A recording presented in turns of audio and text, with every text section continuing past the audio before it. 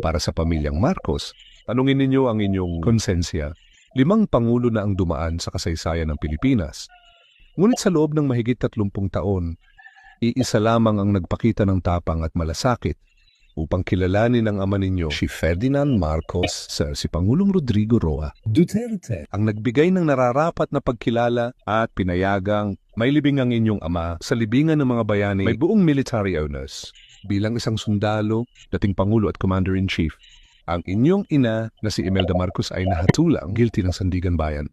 Dapat sanay. Makulong siya ng ilang taon. Ngunit ano ang ginawa ni Pangulong Duterte? Puno ng malasakit. Ipinairal ang humanitarian consideration.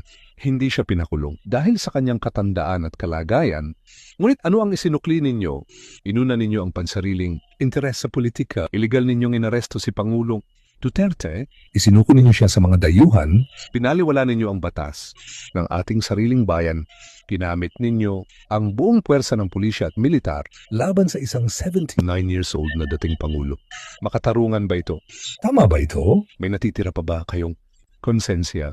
Hindi lang si tatay. Tigong ang inyong nilapastangan. Ang dignidad ng sambayan ng Pilipino ang isinuko ninyo. Darating ang araw ng pagtutuos at hindi ninyo mapipigilan ang tinig ng tao.